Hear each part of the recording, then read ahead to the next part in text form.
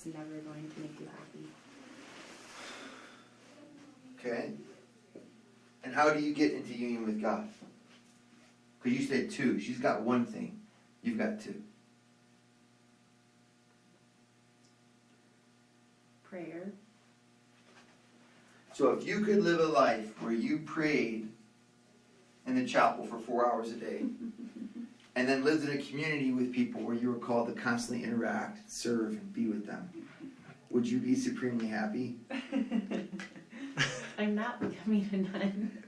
No, I was just describing SJI. Yeah. I'm just so happy you just gave us a glowing endorsement. This is supreme happiness. This is not for the sake of which you do everything else. I mean, it is. It is. I agree. Okay, it's cool. That's enough. I just want to get you thinking. Is there ever like a time when you can say like I didn't know that I was happy in that moment, but then like looking back on it, it was a happy time? You know what I mean? Mm-hmm. I think I do that a lot. But I wonder if you could speak about that as the final ultimate happiness. No, but I was just like curious. That's not like my definition of happiness, but I was just saying like, Yeah. like in that moment, it's A not guy truly told me happy. recently that he's never been happier in his life than when he was in 7th and 8th grade with his buds. When he looks back, he's like, I never had a closer bunch of friends Yeah. than my 8th grade friends. Yeah. You're kind of like, looking back, I'm kind of like, I agree with you. Those were glorious days.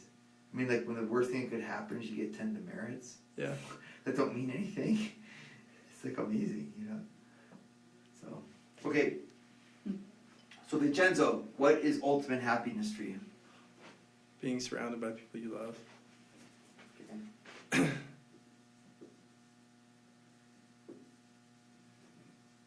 Good company. Mm-hmm. Basically, it's Cheers bar. Yeah. Yeah. Pretty much. So that, for the sake of which you would do everything else, would be what? Those people that I love. So every action that you take is, I guess, to make them happy. I don't know.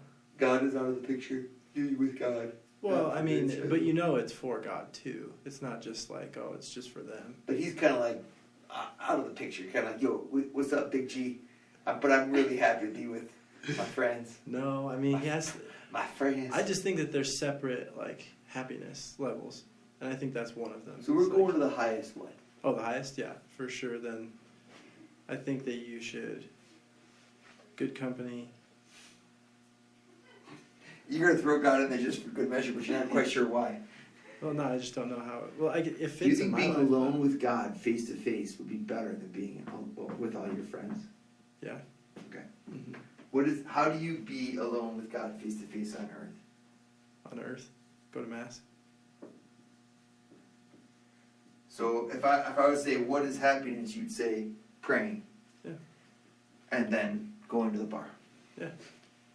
Or going to the bar and then praying. I wanted to do this work with you because I know it's so helpful to do this, for us to think and share together, just talk, stuff. So I'm sure that we made a lot of ground here as we prepare for what Aristotle's going to tell us next week. What I'd like for you to do, but I'm so glad to change my style. What I want you to do is look at. Remember, we're your favorite students. You guys are ever. my all-time faves. Paragraph 7. Let us return again. I think we got through the first paragraph, second paragraph. Yeah, there it is. I think. No, on the back page. Now such a thing happiness is said to be. Read from that to the end. It is really worth it. You'll be like, I don't have time. It's really worth it because then you'll get a lot more out of the next class. Because otherwise we'll read it and you'll be like, I don't really understand. Oh, it's late at night. I'll just act like I understand. And I really want you to get this because it's really cool. In it, he says that happiness is life according to virtues.